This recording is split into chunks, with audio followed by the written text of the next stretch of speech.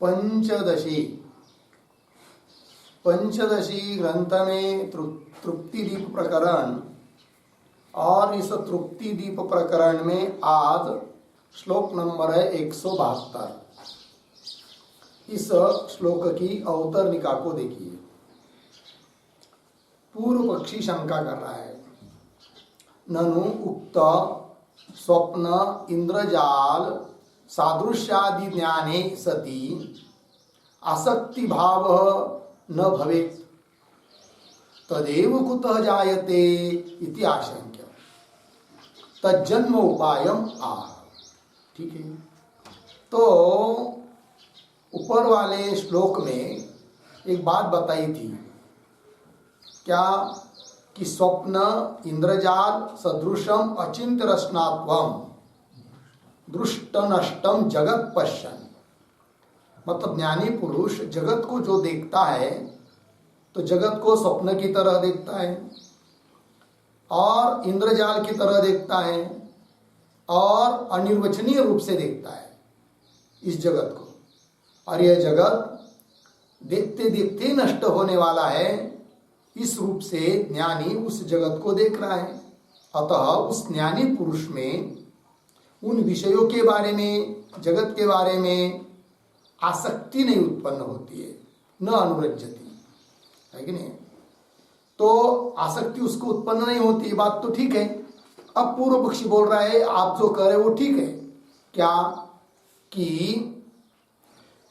उक्त ननु उक्त स्वप्नेन्द्र जाल सादृश्यादि ज्ञाने, जगत के बारे में जब ऐसा ज्ञान उत्पन्न हो जाता है कि जगत यह एक प्रकार का स्वप्न ही है और जादूगर की खेल की तरह है, अनिर्वचनीय है, इत्यादि रूप से यदि ज्ञान उत्पन्न हो जाता है तो आसक्ति भाव न भवेत्, तो जगत के बारे में अर्थात जगत के अंतर्गत कोई भी विषय हो उसके बारे में आसक्ति उत्पन्न नहीं होती है। ठीक है, मान्य करते हम, किंतु आसक्ति भाव न भवेत्, ठीक, किंतु तदेव कुतः जायते, किंतु जगत के बारे में इस प्रकार का ज्ञान ही कैसे उत्पन्न होगा।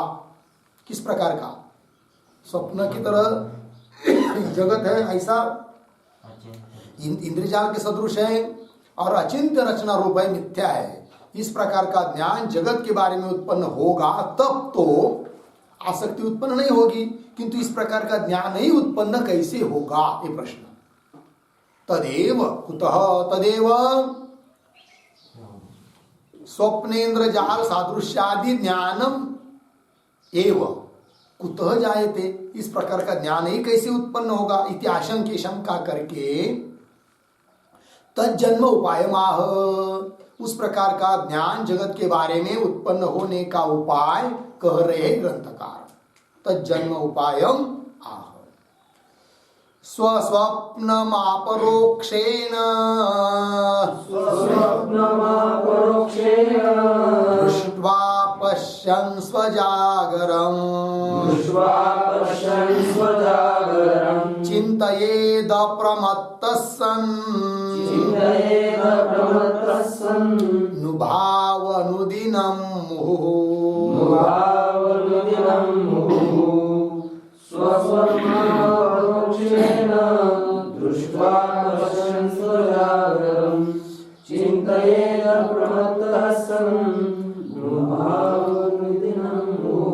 और एक श्लोक, चिरं तयोः सर्वसाम्य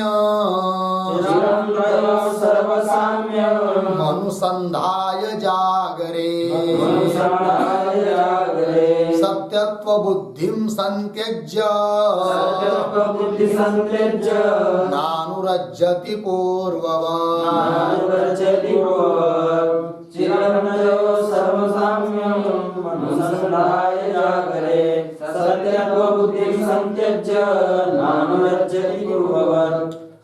हाँ, पहले श्लोक का पदच्छेद और अन्वय देखेंगे। स्वस्वप्नम अपरोक्षेण दृष्ट्वा पश्यन् स्वजागरम् चिन्तयेत् अप्रमत्तः सन् उभौ अनुदिनं मुहुः। अन्वय, स्वस्वप्नम अपरोक्षेण दृष्ट्वा स्वजागरं पश्यन् उभौ अप्रमत्तः सन् अनुदिनं मुहुः चिन्तयेत्। अनुदिनं मुहुः चिन्तयेत् हो गया। नीचे के श्लोक का भी पदच्छेदन में देखेंगे। चिरम तयोः सर्वसाम्यम अनुसंधाय जागरे सत्यत्व बुद्धिम संत्यज्य न अनुरज्यति पूर्ववत्। अन्वय तयोः सर्वसाम्यम चिरम अनुसंधाय जागरे सत्यत्व बुद्धिम संत्यज्य पूर्ववत् न अनुरज्यति। पूर्ववत् न अनुरज्यति हो गया। पहले श्लोक का अर्थ के 172। तो उस जगत के बारे में स्वप्न सदृशता का ज्ञान उत्पन्न होने के लिए उपाय को कह रहे हैं, उपाय बता रहे हैं। तो कह रहे ग्रंथकार कि स्व स्वप्नम, अपने को जो स्वप्न पड़ता है उस स्वप्न को, अपने स्वप्न को अपरोक्षेण दृष्ट्वा, प्रत्यक्ष रूप से देखकर, उसके बारे में सब बातों को समझकर, फिर उसके बाद दृष्ट्वा देखकर स्वजागरम पश्यन्, उसके बाद जागृत अवस्था में जब आज्ञा आता है उस जागृत को भी देखिए। फिर दोनों को तुलनात्मक विचार कीजिए कि स्वप्न में भी सब कुछ दिखाई दे रहा था ऐसा ही, नदी, पहाड़, पर्वत, हाथी, घोड़ा सब दिखाई दे रहा था मनुष्य स्वप्न में, वैसे ही अभी भी दिखाई दे रहा है। वहां भी सब लोग काम कर रहे थे अपना अपना, यहाँ भी सब लोग काम कर रहे हैं। उसमें और इसमें कुछ अंतर नहीं है कि नहीं। और स्वप्न की वस्तु का उपयोग जागृत में नहीं होता है, जागृत की वस्तु का उपयोग स्वप्न में नहीं होता है, दोनों में समानता है। अतः जैसा वो स्वप्न है वैसा यह जागृत भी एक प्रकार का स्वप्न ही है। ऐसा बार बार समानता देखते हुए चिंतन करें। ठीक है। तो स्वस्वप्नम अपरोक्षेण दृष्ट्वा स्वजागरम पश्यन्, अपने जागृत को भी देखता हुआ, उभौ, उन दोनों के बारे में, अप्रमत्त सन, अप्रमत्त अर्थात प्रमाद रहित होकर, सावधान चित्त से प्रमाद रहित होता हुआ, अनुदिनम, अनुदिनम प्रतिदिनम मुहुः चिंतयेत्। एक बार चिंतन करने से काम नहीं चलेगा, रोज रोज हर क्षण चिंतन करना पड़ेगा कि ये सब जागृत मिथ्या है, अनिर्वचनीय है, काल्पनिक है, स्वप्न ही है, स्वप्न में और इसमें कोई अंतर नहीं है, ऐसा चिंतन करना पड़ता है। ठीक है। चिंतयेत्, चिंतन करे। फिर इस प्रकार चिंतन करने से क्या होगा, कह रहे तयोः सर्वसाम्यम चिरम अनुसंधाय, उन दोनों के बारे में, स्वप्न और जागृत, इन दोनों के बारे में सभी प्रकार की समानता को चिरम, चिर काल तक, दीर्घ काल तक अनुसंधाय, अनुसंधान करके, चिंतन करके, फिर क्या करे, जागरे सत्यत्व बुद्धिम संत्यज्य, इस जागृत अवस्था के बारे में जो सत्यत्व बुद्धि रहती है उसका त्याग कर दे। और त्याग करके, जो त्याग कर देता है वह पूर्ववत न अनुरज्यति। पूर्ववत मतलब इस सत्यत्व बुद्धि जब तक थी जगत में, उस समय जैसा जगत के बारे में और विषयों के बारे में अनुरक्त होता था, आसक्त होता था, अब उस प्रकार आसक्त नहीं होता है। ये कह रहे सत्यत्व बुद्धिम संत्यज्य, त्याग करके पूर्व की तरह न अनुरज्यति, अनुरक्त नहीं होता है, आसक्त नहीं होता है जगत के बारे में, विषयों के बारे में। हो गया जी। चलिए अब टीका को देखिए। स्वस्वप्नम इति श्लोक द्वयेन, दो श्लोक के माध्यम से उपाय को बता रहे हैं। कौन सा उपाय, कि जागृत भी स्वप्न ही है, ऐसा निश्चय होने के लिए उपाय कहा जा रहा है। तो देखिए, स्वकीय स्वप्नम अप्रोक्षतया दृष्ट्वा, मूल में आया था स्वस्वप्नम, स्वस्वप्नम का अर्थ स्वकीय स्वप्नम, अपने को पड़ा हुआ स्वप्न, अपरोक्ष रूप से, प्रत्यक्ष रूप से देखकर, दृष्ट्वा स्वकीयम च जागरम अनुभवन, और अपने जागृत का अनुभव करता हुआ स्व से स्वप्न जागर उभौ अपि, उभौ शब्द आया था ना, उभौ मतलब दोनों, कौन दोनों, स्वप्न और जागृत अवस्था। तो स्वप्न जागर उभौ अपि अप्रमत्ता सन, प्रमाद रहित होता हुआ, मुहुहु, मुहु मतलब बार बार, चिंतयेत, चिंतयेत प्रतीक है, चिंतन करे, कैसा चिंतन करे, उस चिंतन का क्या स्वरूप, तो उसको बता रहे टीकाकार, चिंतयेत का अर्थ कर रहे, स्वप्न तुल्य अयम जागरः, अयम जागरः स्वप्न तुल्य, यह जागृत अवस्था बिल्कुल स्वप्न की तरह ही है कि नहीं। एवं, और है कि नहीं, एवं इस प्रकार, तयोहो प्रतीक है, इस चिंतन का स्वरूप बता दिया कि स्वप्न तुल्य अयम जागर, यह जागृत अवस्था स्वप्न की तुल्य है, और स्वप्न जागृत के तुल्य है। इस जागृत में और स्वप्न में कोई अंतर नहीं है, बिल्कुल वैसा ही है, ठीक है ना। चलिए, इति एवं तयोहो प्रतीक है, उसका अर्थ कर रहे हैं स्वप्न जागरयोहो, स्वप्नावस्था जागृत अवस्था, इन दोनों के बारे में सर्वसाम्यम प्रतीक है, उसका अर्थ कर रहे हैं उन दोनों के बारे में सर्व प्रकार से समानता देखनी है। तो किस किस धर्म दोनों में समान है, कौन कौन धर्म दोनों में समान है, उसको एक दो धर्म को बता रहे हैं। तात्कालिक भोग हेतुत्व, परिणति विरसत्व, विनाशित्वादि लक्षण, सर्वसाम्य, ये सर्वसमान, दोनों में समानता है।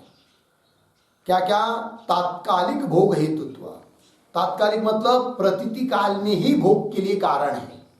स्वप्न के पदार्थ जब तक दिखाई दे रहे हैं तब तक उनसे भोग हो रहा है, उसी प्रकार जागृत के है, तात्कालिक भोग हेतुत्व है, जब तक सामने है तब तक भोग हो रहा है, फिर चले गए हम लोग सुषुप्ति में या कहीं छोड़ दिया तो भोग समाप्त हो जाता है। जब तक थाली में परोसे है गुलाब जामुन तब तक खा रहे हैं, तात्कालिक प्रतीति काल में भोग के लिए कारण है, जब हट गए वहां से उठ गए भोग समाप्त हुआ।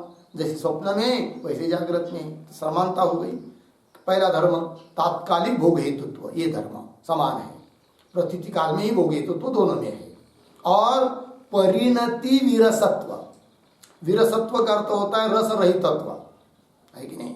परिणति परिणाम में देखेंगे तो विरसत्व उन भोगों में भी है, स्वप्न के भोगों में रस रहित हो जाता है आदमी भोगते भोगते, उसी प्रकार विरसत्व जागृत के भोगों के बारे में भी है। तो दोनों में समानता हुई कि नहीं, एक जैसापन हुआ। तो परिणति विरसत्व ये दूसरा धर्म। और विनाशित्वादि, विनाशित्व, नाश तो स्वप्न के भोगों का भी हो रहा है और नाश तो जागृत के भोगों का भी हो रहा है, तो दोनों में क्या हुई, समानता हुई, ठीक है। तो विनाशित्वादि लक्षणम, आदि शब्द से मिथ्यात्व, अविद्या कार्यत्व, जड़त्व, ये सब धर्म समान है दोनों में, जागृत और स्वप्न में। तो विनाशित्वादि लक्षणम सर्वसाम्यम, सर्वसाम्यम का अर्थ हुआ अभी तक। फिर इस प्रकार का क्या करना है, चिरम अनुसंधाय, चीर काल तक, दीर्घ काल तक इसका क्या करना पड़ता है, अनुसंधान चिंतन, तब होता है। जागरे अपि सत्यत्व बुद्धिम परित्यज्य, तो जैसे हम लोगों की स्वप्न के बारे में सत्यत्व बुद्धि नहीं होती है, कोई भी नहीं बोलता है कि स्वप्न सत्य है करके, तो स्वप्न के बारे में सत्यत्व बुद्धि का त्याग कर दिया रहता है। उसी प्रकार ही जागृत के बारे में भी क्या सत्यत्व बुद्धि का त्याग करना है। तो वही जागरे अपि सत्यत्व बुद्धि परित्यज्य, परित्याग करके आगे जागृत वस्तुषु अपि, इन जागृत के वस्तु में भी पूर्ववत, तो पूर्ववत प्रतीक है, उसका अर्थ कर रहे जगत सत्यत्व ज्ञान दशायाम इव, मतलब जिस समय जगत के बारे में सत्यत्व बुद्धि थी उस समय आदमी जैसा विषयों के प्रति अनुरक्त होता था वैसा अनुरक्त आसक्त अब नहीं होता है, ये कहने करे। पूर्ववत जगत सत्यत्व ज्ञान दशायाम इव न अनुरज्यति, न अनुरज्यति का अर्थ कर रहे अनुरक्त न भवति इत्यर्थ, अनुरक्त नहीं होता है अर्थात आसक्त नहीं होता है, ठीक है ना। एक बार जगत के बारे में सचमुच में मिथ्यात्व निश्चय हो जाता है तब उसमें अनुरक्त नहीं होता है, ये कह दिया। ठीक है ना जी। आगे क्या है? मिथ्यात्व, जगत के बारे में मिथ्यात्व बुद्धि करके जब अपने स्वरूप को आदमी अलग से जान लेता है तब पुनः उस जगत में घुल मिलता नहीं है।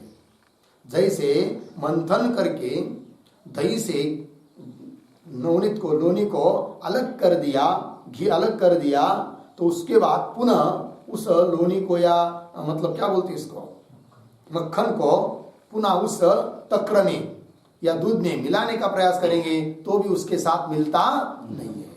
ठीक है ना। उसी प्रकार एक बार जगत के बारे में मिथ्यात्व निश्चय करके स्वस्वरूप को अलग से जान लिया तो पुनः उस जगत के बारे में सत्यत्व बुद्धि भी नहीं होगी और उसमें आसक्ति भी नहीं होगी, ये कहे। ठीक है, आगे चलिए। अब आगे के श्लोक की अवतरणिका को देखिए। ननु प्रपंच गोचरस्य मिथ्यात्व ज्ञानस्य विषय सत्यत्व उपजीविनः भोगस्य च परस्पर विरोधात् मिथ्यात्व ज्ञाने सति कथम भोग सिद्धि इति आशंक्य। शंका है, ननु से लेकर आशंक्य तक शंका ग्रंथ है। क्या कह रहा है पूर्व पक्षी? तो पूर्व पक्षी बोल रहा है कि भाई दो बात यहाँ पर हो रही है और दोनों अत्यंत विरुद्ध है। क्या क्या दो बात? तो देख रहे, देखिए। ननु प्रपंच गोचरस्य मिथ्यात्व ज्ञानस्य, प्रपंच गोचर से मतलब प्रपंच को विषय करने वाला जो ज्ञान है कि नहीं, मिथ्यात्व का ज्ञान, जगत के बारे में मिथ्यात्व का निश्चय जब हो जाता है तो भोग की सिद्धि ही नहीं होगी। कौन बोल रहा है? पूर्व पक्षी। क्यों? कि भोग तब होता है जब जगत के बारे में या भोग के बारे में सत्यत्व बुद्धि रहती है। मतलब भोगने के लिए, भोग भोगने के लिए क्या चाहिए? सत्यत्व बुद्धि चाहिए। कौन बोल रहा है? पूर्व पक्षी बोल रहा है कि नहीं। और ज्ञान क्या कर रहा है? जगत के बारे में मिथ्यात्व निश्चय बता रहा है। जब मिथ्यात्व निश्चय होता है जगत के बारे में तो भोग ही नहीं होगा, और जब भोग हो रहा है तो सत्य मिथ्यात्व निश्चय नहीं है, ऐसा समझना पड़ेगा। क्योंकि भोग चाहता है सत्यत्व बुद्धि को, ये बोल रहा है कौन? पूर्व पक्षी। देखिए पंक्ति। ननु प्रपंच गोचरस्य मिथ्यात्व ज्ञानस्य, प्रपंच को विषय करने वाला जो ज्ञान वो मिथ्यात्व ज्ञानस्य, और उसके दृष्टि से ज्ञान मिथ्या, ज्ञान का विषय जगत मिथ्या। तो प्रपंच गोचर से मिथ्यात्व ज्ञानस्य एक बात, और विषय सत्यत्व उपजीविन भोगस्य, भोग कैसा है? विषय सत्यत्व उपजीविन भोग है। उपजीविन शब्द का अर्थ यहाँ पर अधीन, मतलब विषय सत्यत्व बुद्धि के अधीन होता है कौन? भोग। अर्थात विषय के बारे में सत्यत्व बुद्धि रहेगी तभी भोग होगा। ये कौन कह रहा है? पूर्व पक्षी। विषय सत्यत्व उपजीविन भोगस्य च परस्पर विरोधात्, तो दोनों परस्पर में क्या हुए? विरोधी हो रहे। ज्ञान क्या कर रहा है? जगत को मिथ्या सिद्ध कर रहा है।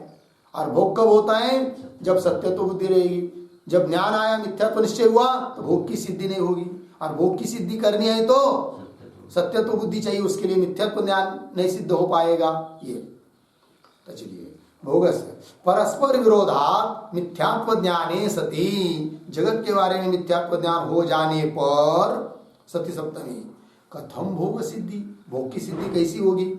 अर्थात भोग की सिद्धि नहीं होगी। जबकि आप कह रहे हो कि ज्ञानी पुरुष प्रारब्ध के बल से भले भोग भोग रहा है तो भी आसक्त नहीं होता है पहले की तरह। अभी ऊपर भी कहा कि नहीं, पूर्ववत न अनुरज्यति, पहले की तरह अनुसक्त नहीं होता है। किंतु अनुवृत्त क्या होगा? भोग की सिद्धि ही नहीं होगी तो अनुवृत्त होने का प्रश्न ही नहीं आता। और भोग की सिद्धि क्यों नहीं होगी?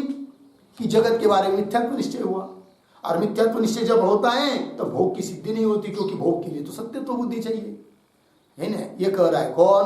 पूर्व पक्षी। देखिए, भोगस्य च परस्पर विरोधात् मिथ्यात्व ज्ञाने सति कथम भोग सिद्धि इति आशंक्य, ये शंका उत्तर दे रहे।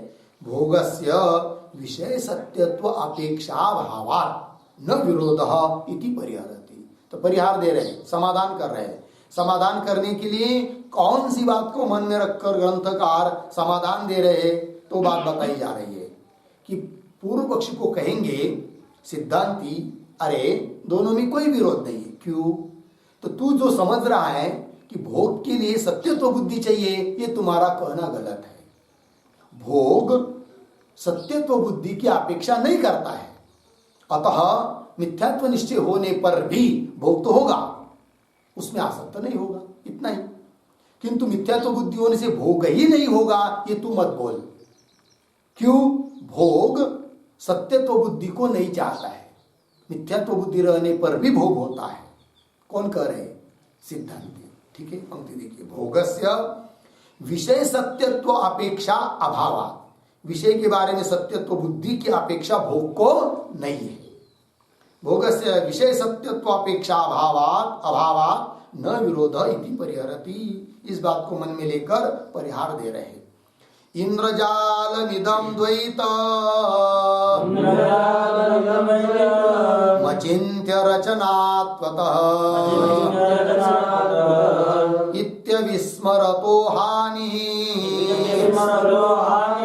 का वा प्रारब्ध भोगतः। इंद्रजालमिदं द्वैतम् अचिन्त्य रचनात्मतः नित्यविस्मरतो हानि का वा प्रारब्ध भोगतः। इंद्रजालम इदं द्वैतम् अचिन्त्य रचनात्मतः इति अविस्मरतः हानि का वा प्रारब्ध भोगतः। ठीक, अन्वय। इदं द्वैतम् अचिन्त्य रचनात्मतः इंद्रजालम इति अविस्मरतः प्रारब्ध भोगतः का वा हानि। ठीक है, अर्थ को देखिए। कह रहे हैं सिद्धांती कि इदम द्वैतम, द्वैत अर्थात जगत, ये समस्त जगत अचिंत्य रचनात्मक, अचिंत्य रचना वाला होने से, अर्थात इस जगत की रचना का चिंतन हम लोग नहीं कर पाते हैं। अतः इंद्रजालम, इंद्रजाल की तरह मिथ्या है जगत। इति अविस्मरत, इस बात का विस्मरण न होकर यदि प्रारब्ध भोगत, प्रारब्ध अपना भोग देगा तो कावा हानि, क्या हानि है?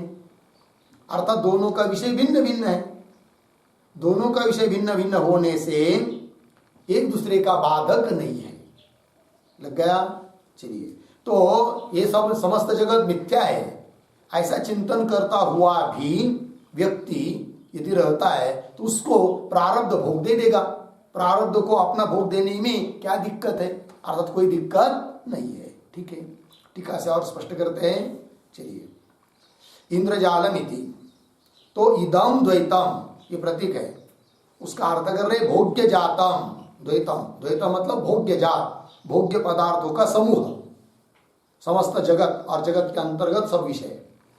इदम द्वैतम भोग्य जातम अचिंत्य रचनात्वात्, अचिंत्य रचना इसकी होने के कारण इंद्रजालवत मिथ्या, इंद्रजाल की तरह, जादूगर की खेल की तरह मिथ्या।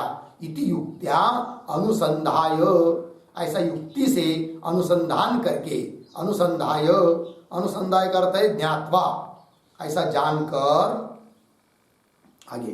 अविस्मरत विदुषः, विदुषः का विशेषण है अविस्मरत, इस बात का विस्मरण न होता हुआ ऐसा जो विद्वान, उस विद्वान को अविस्मरत विदुषः प्रारब्ध भोगत, मतलब प्रारब्ध भोगत प्रतीक है, उसका अर्थ कर रहे प्रारब्ध कर्म फलयोः सुख दुःखयो अनुभवेन मिथ्यात्व अनुसंधानस्य का वा हानि। ठीक है, तो प्रारब्ध कर्म फलयो, प्रारब्ध कर्म का फल जो सुख दुख का अनुभव, ये प्रारब्ध कर्म का फल है। क्योंकि प्रारब्ध में दो ही चीज है, पुण्य और पाप। पुण्य का फल सुख और पाप का फल दुख। तो प्रारब्ध कर्म फलयो, प्रारब्ध कर्म का फल स्वरूप जो सुख दुख यो अनुभव, सुख दुख का अनुभव, तो सुख दुख यो अनुभवे न, सुख दुख का अनुभव होता रहेगा तो उससे मिथ्यात्व अनुसंधान से कहा हानि। प्रारब्ध भोग दे रहा है, सुख दुख का अनुभव हो रहा है, और जिसको सुख दुख का अनुभव हो रहा है उस वह ज्ञानी इस जगत के बारे में मिथ्यात्व का चिंतन कर रहा है। तो उस भोग से मिथ्यात्व निश्चय में, मिथ्यात्व का चिंतन करने में क्या हानि है? अर्थात कोई हानि नहीं है। मिथ्यात्वानुसंधान से, मिथ्यात्वानुसंधान की का हानि, क्या हानि है, क्या नुकसान है? कुछ नहीं। वाह शब्दात, अब उसको उल्टा कर दीजिए, वाह शब्दात मिथ्यात्वानुसंधानेन वा भोगस्य का हानि। और मिथ्यात्व का अनुसंधान करते रहेंगे तो भोग की क्या हानि है? तो कुछ नहीं। तो मिथ्यात्व का अनुसंधान, मिथ्यात्व का चिंतन करेंगे तो उससे भोग की हानि नहीं है, ठीक है ना। और मिथ्यात्व का अनुसंधान करेंगे तो भोग की हानि नहीं है। और प्रारब्ध भोग देगा तो उस भोग से मिथ्यात्व के अनुसंधान की भी हानि नहीं है। एक दूसरे को निरुत्तर नष्ट नहीं करते हैं, क्योंकि दोनों का विषय भिन्न है, ठीक है। तो वही वह शब्दात मिथ्यात्व अनुसंधानेन वा भोगस्य का हानि, क्यों हानि नहीं है? तो उसके लिए हेतु दे रहे हैं, विभिन्न विषयत्वात् इति भाव। दोनों का विषय भिन्न भिन्न है। किन दोनों का?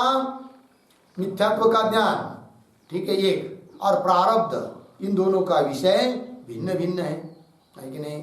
भिन्न विषय वाले होने के कारण दोनों का परस्पर विरोध नहीं है।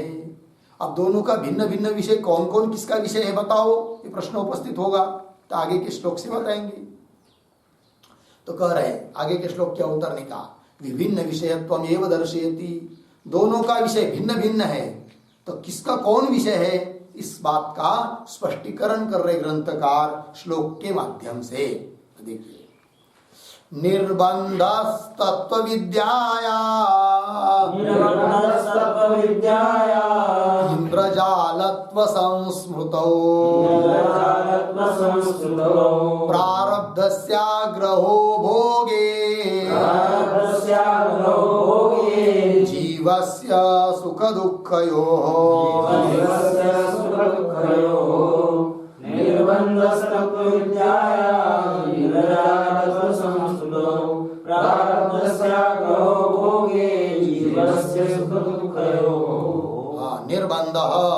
तत्व विद्यायाः इंद्रजालत्व संस्मृतौ प्रारब्धस्य आग्रह भोगे जीवस्य सुख दुःखयोः।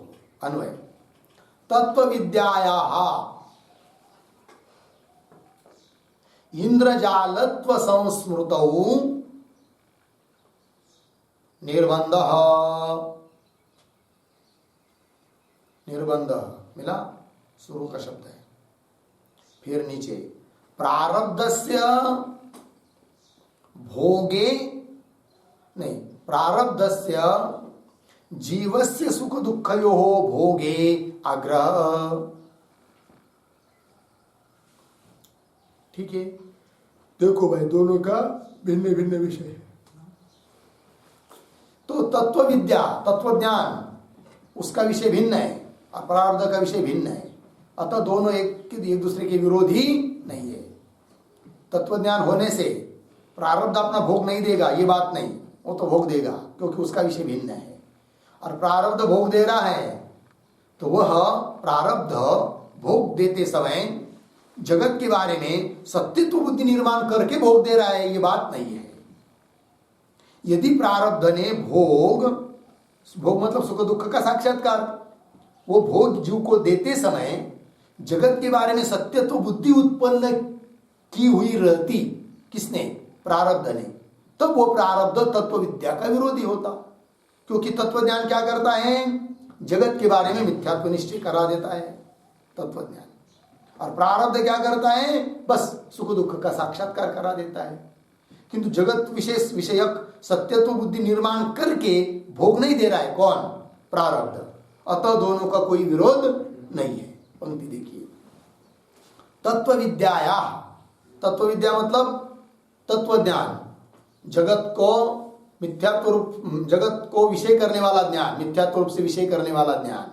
देखिए, तत्व विद्याया इंद्रजालत्व संस्मृतो निर्बंध, निर्बंध शब्द का अर्थ होता है आग्रह। तो तत्व विद्या का आग्रह किस बारे में है?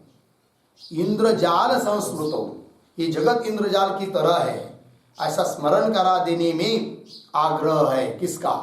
तत्व विद्या का, ठीक है। और आगे देखिए, और प्रारब्ध का आग्रह किसमें है?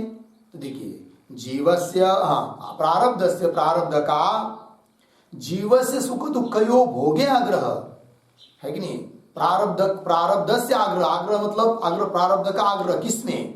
जीवस्य सुख दुःखयो भोगे, जीव जो चिदाभास उसको जो सुख दुख का भोग होता है, सुख दुख का साक्षात्कार होता है, उस साक्षात्कार करा देने में, भोग देने में आग्रह है किसका? प्रारब्ध का। हो गया अर्थ? टीका को देखिए। निर्बंध इति तत्व विद्याया प्रतीक है, उसका अर्थ देखिए। जगत तत्व गोचरस्य ज्ञानस्य, जगत रूप तत्व को विषय करने वाला जो ज्ञान, उसको बोलेंगे तत्व विद्या। जगत के बारे में मिथ्यात्व का ज्ञान, ठीक है ना, ये तत्व ज्ञान है। क्योंकि जगत के बारे में मिथ्यात्व ज्ञान हो गया तो आत्मा तो स्वयं सिद्ध ही है, ठीक है। तो तत्व विद्याया जगत तत्व गोचरस्य ज्ञानस्य पूर्ण विराम। आगे इंद्रजालवत् जगत मिथ्यात्व अनुसंधाने निर्बंध, निर्बंध मतलब आग्रह। तो उस ज्ञान का आग्रह किसमें है? तत्व विद्या रूप ज्ञान का आग्रह इंद्रजालवत्, इंद्रजाल की तरह जगत मिथ्यात्व अनुसंधाने, अनुसंधाने का अर्थ है अविस्मरणे, है कि जगत मिथ्या है इस प्रकार के अविस्मरण में, विस्मरण न होने देने में निर्बंध है, आग्रह है किसका? तत्व विद्या का, ठीक है जी। न तो भोगापलापे, किसमें आग्रह नहीं है उसको भी बता रहे। तो तत्व ज्ञान जगत रूप विषय को, विषय रूप भोग को अपलाप कर देगा, अदर्शन कराएगा, इसमें उसका आग्रह नहीं है। यदि तत्व ज्ञान होते ही सभी विषयों का, जगत का अदर्शन हो जाता, कुछ पता ही नहीं चलता, दिखाई ही नहीं देता, तब तो प्रारब्ध की विरोधी होता कौन? तत्व ज्ञान। क्योंकि तत्व ज्ञान हुआ, सबका आदर्शन हुआ, अब कोई सबका अभाव हुआ, तो प्रारब्ध किस वस्तु को लेकर भोग देगा? भोग देने के लिए उसको कोई बचता नहीं प्रारब्ध को, अतः प्रारब्ध की विरोधी हो जाता कौन? तत्व ज्ञान। किंतु तत्व ज्ञान प्रारब्ध की विरोधी नहीं है, क्योंकि वो इस जगत का नाश, अदर्शन नहीं कराता है, केवल मिथ्यात्व का निश्चय कराता है, इसलिए विरोधी नहीं है। ठीक, वही देखिए। तो इंद्रजालवत् जगत मिथ्यात्व अनुसंधाने, अनुसंधाने का अर्थ अविस्मरणे, निर्बंध, आग्रह। न तो भोग अपलापे, अपलाप शब्द का अर्थ होता है विनाश, भोग का नाश करने में, विनाश करने में, अदर्शन करने में तत्व विद्या का आग्रह नहीं है, अतः प्रारब्ध की विरोधी नहीं है। फिर पूर्ण विराम अपलाप के बाद अब उसके विपरीत देखिए। प्रारब्ध कर्मण च, जैसे तत्व विद्या प्रारब्ध की विरोधी नहीं है, वैसे प्रारब्ध भी तत्व ज्ञान की विरोधी नहीं है। कैसे? ध्यान दीजिए। तो प्रारब्ध तत्व ज्ञान की विरोधी कब होता?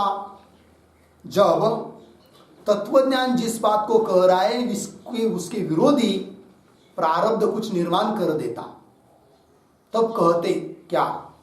प्रारब्ध तत्व ज्ञान की विरोधी है। प्रारब्ध तत्व ज्ञान क्या करता है? जगत के बारे में मिथ्यात्व निश्चय कर देता है।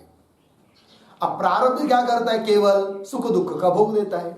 ऐसा तो नहीं करता ना प्रारब्ध कि जगत के बारे में सत्यत्व बुद्धि निर्माण करके भोग देता है, ऐसा तो नहीं है। यदि प्रारब्ध जगत के बारे में सत्यत्व बुद्धि निर्माण करके ही भोग देता प्रारब्ध, तब कह पाते हम लोग क्या? प्रारब्ध तत्व विद्या की विरोधी है, क्योंकि तत्वज्ञान निकल पड़ा किसके लिए? जगत को मिथ्या सिद्ध करने के लिए, है कि नहीं? और प्रारब्ध आ रहा है, सत्यत्व बुद्धि करा रहा है, तब तो हम कह सकते थे कि प्रारब्ध विरोधी है भाई तत्व विद्या के, किंतु ऐसा प्रारब्ध करता नहीं है, अतः प्रारब्ध तत्व विद्या की विरोधी नहीं है, और तत्व विद्या भी प्रारब्ध की विरोधी नहीं है। क्यों? यदि तत्व ज्ञान इस जगत और जगत के अंतर्गत सभी विषयों का आदर्शन कर देता, अत्यंत अभाव कर देता, तब तक कह सकते थे हम लोग क्या? तत्व ज्ञान प्रारब्ध की विरोधी है, क्योंकि प्रारब्ध को भोग देने के लिए कोई निमित्त ही नहीं बचता। किंतु तत्व ज्ञान जगत को विनष्ट नहीं करता है, केवल मिथ्यात्व निश्चय कर देता है। दोनों का विषय भिन्न हुआ। फिर तत्व ज्ञान का विषय जगत को मिथ्या बनाना, मिथ्या का निश्चय करा देना, और प्रारब्ध का विषय सुख दुख का साक्षात्कार करा देना। दोनों का विषय भिन्न है, अतः परस्पर विरोध नहीं है। ये बात टीका को देखिए। प्रारब्ध कर्मणः च जीवस्य सुख दुःखयो प्रदाने आग्रह, जीव को सुख दुख देने में, प्रदान करने में आग्रह है। किसका? प्रारब्ध का। न तो भोग सत्यत्व आपादने, भोग अर्थात भोग्य पदार्थ जगत, इनको सत्यत्व संपादन करना, इसमें सत्यत्व बुद्धि का देना, ऐसा आग्रह प्रारब्ध का नहीं है। न तो भोग सत्यत्व आपादने इति भाव, अतः दोनों का विरोध नहीं है, क्योंकि दोनों का विषय भिन्न है। कहीं पर भी जगत में विरोध तब आता है जब दोनों का विषय एक हो जाता है। ठीक है कि नहीं? दो मिस्त्री का झगड़ा हो सकता है, क्योंकि एक सौदा करके गया मतलब तय करके गया कि आपका मकान मैं इतने रुपए में बांध कर दे दूंगा। फिर उसके बाद दूसरा मिस्त्री वहां पहुंचा, उसने कहा कितने में ठहरा? बोले 2 लाख में। मैं तो 1.5 लाख में बना दूंगा तुम्हारा घर, है कि नहीं? ठीक है, फिर उसका कैंसल आप करा दो। तब उस मिस्त्री को, पहले मिस्त्री को पता चला, है कि इंजीनियर को, कि हमारा ये जो बनाना था हमने लिया था, तो उसने ले लिया करके। तब दोनों का झगड़ा शुरू हुआ कि तूने क्यों लिया, हमने बाकी बार इशार ले लिया, सब तय कर लिया, तब तू क्यों, है कि नहीं? झगड़ा हुआ कि नहीं? झगड़ा होगा कि नहीं? होगा। किंतु एक का विषय मकान बांधना और एक का विषय वास्तु शांति करना। ब्राह्मण ने विचारा, अब दोनों का झगड़ा होगा क्या? नहीं, तू मकान बांध ले, मैं वास्तु शांति कर दूंगा। कोई झगड़ा नहीं, क्योंकि दोनों का विषय भिन्न है। उस प्रकार चलिए आगे के श्लोक के अवतरणिका को देखिए। एवं विभिन्न विषयत्वं प्रदर्शन प्रयोगम आह, इस प्रकार दोनों का विषय भिन्न भिन्न है, इस बात को दिखाकर, अब प्रदर्श दिखाकर, अब प्रयोगम आह, प्रयोग शब्द का अर्थ होता है अनुमान। अब अनुमान को दिखा रहे ग्रंथकार। विद्यारब्धे विरुद्धेते न भिन्न विषयत्वतः जानद्भिरप्येन्द्रजाल विनोदो दृश्यते खलु। विद्यारब्धे विरुद्धेते न भिन्न विषयत्वतः जानद्भिरप्येन्द्रजाल विनोदो दृश्यते खलु। विद्यारब्धे विरुद्धेते न भिन्न विषयत्वतः जानद्भिः अपि ऐन्द्रजाल विनोदः दृश्यते खलु। अन्वय विद्यारब्धे न विरुद्धेते भिन्न विषयत्वतः, हो गया नीचे, ऐन्द्रजाल विनोदः जानद्भिः अपि खलु दृश्यते। ठीक अनुमान है। तो देखिए भाई, विद्यारब्धे पक्ष है, न विरुद्धेते साध्य है, भिन्न विषयत्वतः हेतु है, और दृष्टांत नीचे दिया। तो अर्थ क्या हुआ? विद्यारब्धे, विद्या आरब्ध अर्थात प्रारब्ध, विद्या मतलब तत्व विद्या और आरब्ध मतलब प्रारब्ध, दो द्विवचन हुआ। विद्या और प्रारब्ध कर्म ये दोनों न विरुद्धेते, दोनों परस्पर में विरुद्ध नहीं है। क्यों? भिन्न विषयत्वतः, दोनों का विषय भिन्न भिन्न है, ऊपर कहे हुए के अनुसार भिन्न विषयत्वतः। दृष्टांत कि ऐन्द्रजाल विनोद, इंद्रजाल जादूगर ने जो खेल विनोद बनाया उसको देखता है आदमी, और ये जान भी रहा है क्या कि मिथ्या है करके, तो तत्वज्ञान है, मिथ्या की मतलब मिथ्यात्व निश्चय है, तो भी देख रहा है, और देख रहा है, हंस भी रहा है मतलब आनंद हो रहा है कि? या कभी दुख भी हो रहा है उस विचित्र खेल को देखकर, ठीक है ना? तो सुख दुख हो रहा है कि नहीं? तो सुख दुख भी हो रहा है और तत्व विद्या भी है वहां पर, दोनों का परस्पर विरोध नहीं है। लगा अर्थ?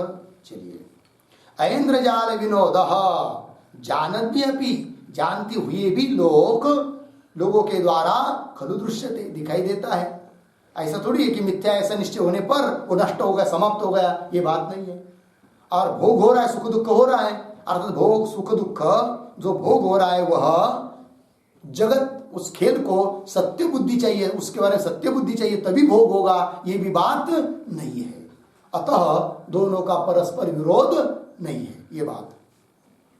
टीका, विद्येति विद्या प्रारब्ध कर्मणि, है नहीं, मूल में आया है विद्यारब्धे, उसका विश्लेषण कर दिया विद्या प्रारब्ध कर्मणि द्विवचन, परस्परम न विरुद्धेते, अनुमान है दोनों का परस्पर विरोध नहीं है। क्यों?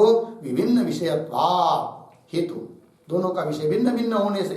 दृष्टांत, संप्रतिपन्न रूप रस ज्ञानवत इत्यर्थः, ये दृष्टांत दिया। तो संप्रतिपन्न, संप्रतिपन्न का अर्थ होता है सर्वसम्मत, मतलब जिसके बारे में वादी और प्रतिवादी को कोई कहना नहीं है, दोनों को समान रूप से मान्य है, ऐसा। तो संप्रतिपन्नवत सर्वसम्मत अनुभवयुक्त, क्या?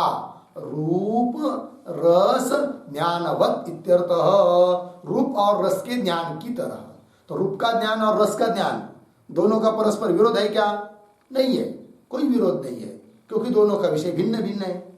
समझ लीजिए कोई फल है सामने, और फल को देखते हुए ये कह रहा है क्या भाई ये फल लाल है, ठीक है, और दूसरा कह रहा है क्या ये फल मीठा है, तो कोई विरोध नहीं, दोनों बात सही है, मीठा भी है लाल भी है, दोनों का विरोध नहीं है कि नहीं?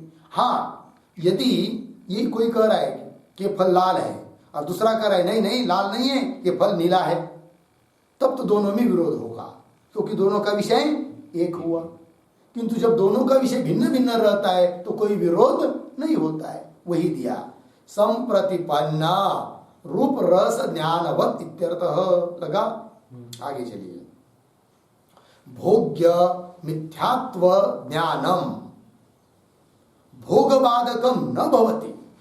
भोग्य, भोग्य जो पदार्थ है शब्द स्पर्श रूप रसगंधादि, उसके बारे में जो मिथ्यात्व ज्ञानम, तो क्या हुआ है? मिथ्यात्व अज्ञानम, ऐसा हुआ है क्या? हाँ, त्वा नहीं पाहिजे, त्व पाहिजे। तो ज्ञानम शब्द अज्ञानम ऐसा पदच्छेद नहीं करना। देखिए भाई, भोग्य मिथ्यात्व ज्ञानम, भोग्य पदार्थ के बारे में मिथ्यात्व का ज्ञान, वह भोग बाधकम न भवति, वो भोग का बाधक नहीं है। यदि भोग का बाधक होता, कौन?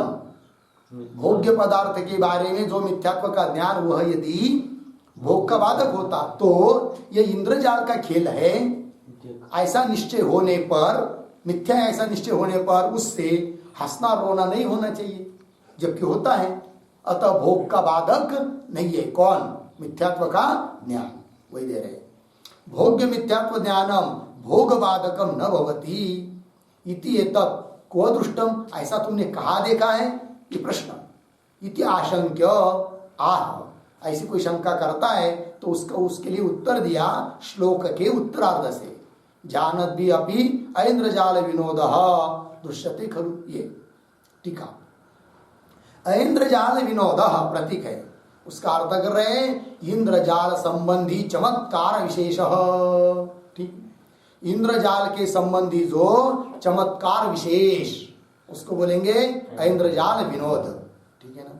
जानत भी अपि, जानत भी अपि का अर्थ कर रहे हैं इंद्रजालम, जानत भी अपि, यह इंद्रजाल है, ये जादूगर का खेल है, ऐसे जानता हुआ भी, जानते हुए भी लोग, इंद्रजालम जानत भी अपि अवलोक्यते, देखा जाता है।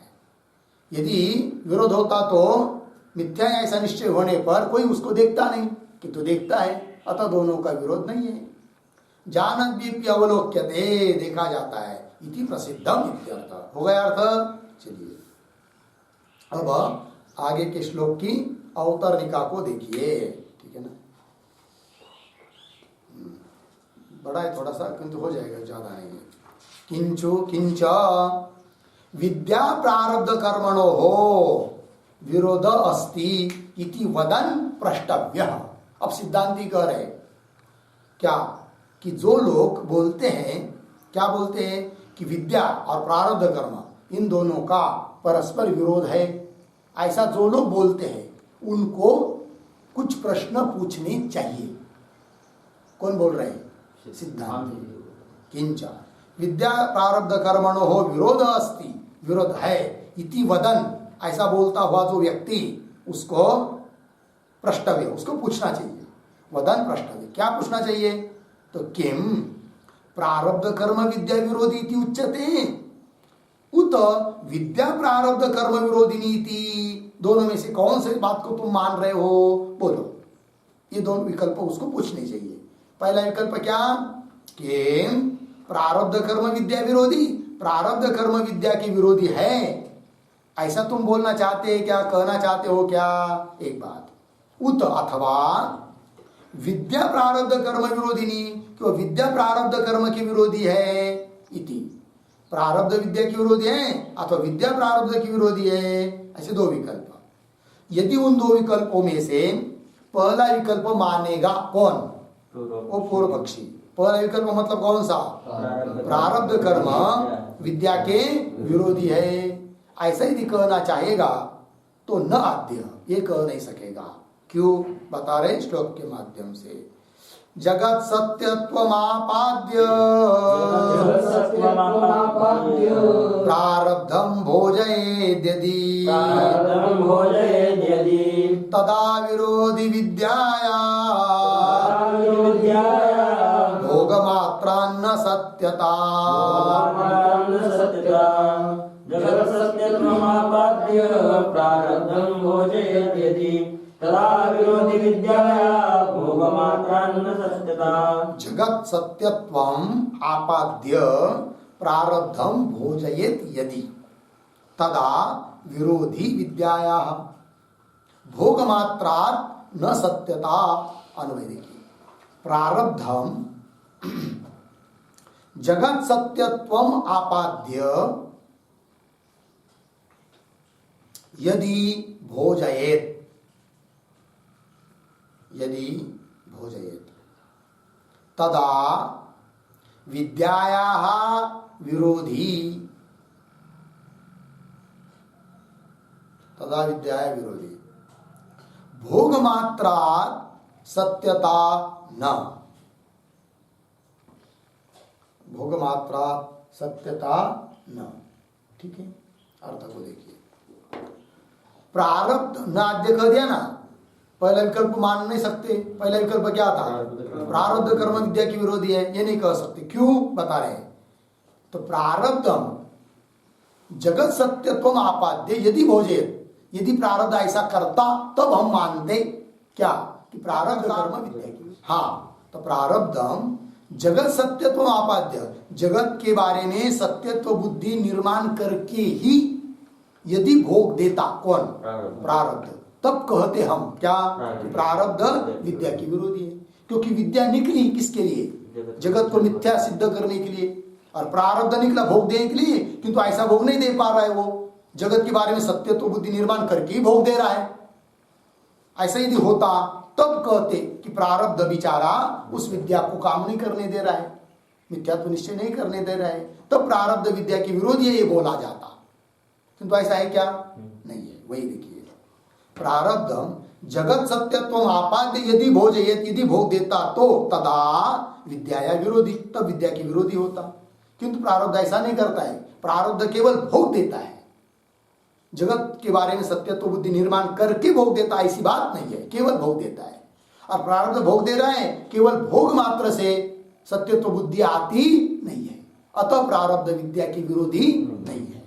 वही कह रहे, भोग मात्रा केवल भोग देने मात्र से सत्यता न, जगत में सत्यता नहीं आती है, अतः विद्या का जो काम है उसको नहीं रोक रहा है कौन? प्रारब्ध, अतः प्रारब्ध विद्या की विरोधी नहीं है। ठीक है, देखिए भाई टीका को, टीका जगदिति प्रारब्धम कर्म जगत प्रतीक है, जगत का अर्थ कर रहे भोग्य जातस्य सत्यत्वम प्रतीक, उसका अर्थ अबाध्यत्वम आपाद्य, आपाद्य प्रतीक, उसका अर्थ संपाद्य। यदि भोजयेत, यदि भोजयेत, भोजयेत का अर्थ कर रहे हैं जीवस्य सुख दुखे दद्यात्, तदा विद्या विषयस्य मिथ्यात्वस्य अपहारात् विद्याया विरोधी स्यात्। न च तथा करोति, ठीक है, किंतु भोगमेव प्रयच्छति, अतः न विद्या विरोधी प्रारब्धम इति भाव। एक बात पूरी हुई। अब पुनः देखिए पहले से, प्रारब्धम कर्म जगत जगत भोग्य जातस्य, सभी भोग्य पदार्थों को, है कि नहीं, सत्यत्वम का अर्थ अबाध्यत्वम आपाद्य संपाद्य, प्रारब्ध यदि जगत को भोग्य पदार्थों को सत्यत्व सिद्ध करके यदि भोग देता, कौन? प्रारब्ध। भोजयत मतलब जीव से सुख दुख के दद्यात्, जीव को सुख दुख देता प्रारब्ध। तदा तब तो विद्या विषय से, विद्या का विषय क्या है? मिथ्यात्व, तो उसका नाश कर दिया प्रारब्ध ने। तब तो कहते हम लोग क्या? प्रारब्ध विद्या के विरोधी है, किंतु प्रारब्ध ऐसा करता नहीं है। देखिए, तदा विद्या विषय से, विद्या का विषय जो मिथ्यात्व से अपहरण कर देने से, नाश कर देने से, विद्या या विरोधी स्यात्, विद्या के विरोधी प्रारब्ध ऐसा बोला जाता। न च तथा करोति, किंतु तथा न करोति, कौन? प्रारब्ध। तथा न करोति मतलब वैसा नहीं करता है, मतलब जगत को सत्यत्व बुद्धि जगत के बारे में निर्माण करके भोग नहीं देता है। फिर क्या करता है? किंतु भोगमेव प्रयच्छति, केवल भोग मात्र देता है, कौन? प्रारब्ध। अतः न विद्या विरोधी प्रारब्धम, अतः प्रारब्धम विद्या विरोधी न इति भाव। एक बात हो गई। अब पूर्व पक्षी शंका कर रहा है, भोग बलादेव भोग्यस्य सत्यत्वम अपि स्यात् इति आशंक्य आह। पूर्व पक्षी बोल रहे हैं, अरे भाई, पूर्व पक्षी बोल रहा है, प्रारब्ध भले भोग्य पदार्थ को सत्यत्व, भोग्य पदार्थ के बारे में सत्यत्व बुद्धि निर्माण करके भोग नहीं दे रहा है, ठीक मानते हम, किंतु भोग तो दे रहा है ना, कौन? प्रारब्ध। तो भोग दे रहा है ना, तो उतनी मात्र से, भोग देने मात्र से सत्यत्व बुद्धि हो जाती है। अतः प्रारब्ध विरोधी है विद्या के, ऐसा मानो। ऐसा कोई कहेगा, कौन? पूर्व पक्षी। तो उसका उत्तर दे रहे, शंका समझ लीजिए। भोग बलादेव, केवल भोग के बल से ही भोग्य से सत्यत्व अपि स्यात्, भोग्य में सत्यत्व आ जाएगा, अपि स्यात् इति आशंक्य, ऐसी कोई शंका करता है तो आशंक्य आह, तो उत्तर दे रहे भोग मात्रात् इति। श्लोक के उत्तरार्ध से समाधान किया, उसका स्पष्टीकरण। विमतम जगत सत्यम, विमतम वाद विवाद का विषय भूत जगत सत्यम भोग्यत्वात्, यदि ऐसा अनुमान बनाने का प्रयास करेगा, कौन? पूर्व पक्षी, जगत को सत्य सिद्ध करने के लिए। क्या? विमतम जगत, पक्ष कौन है? विमतम जगत, जगत का विशेषण है विमतम, पक्ष हुआ जगत, साध्य सत्यत्व, और हेतु भोग्यत्वात् इति। इत्यत्र दृष्टांता भाव इति भाव, इसके लिए कोई दृष्टांत है नहीं। अतः भोग मात्र से सत्यत्व बुद्धि आती नहीं है। अतः प्रारब्ध कर्म विद्या की विरोधी नहीं है। लगा अर्थ? ये बात हो गई। अब आगे का विचार हम लोग कल करते हैं। ओम पूर्णमदः पूर्णमिदं पूर्णात् पूर्णमुदच्यते पूर्णस्य पूर्णमादाय पूर्णमेवावशिष्यते। ओम शांति शांति शांति।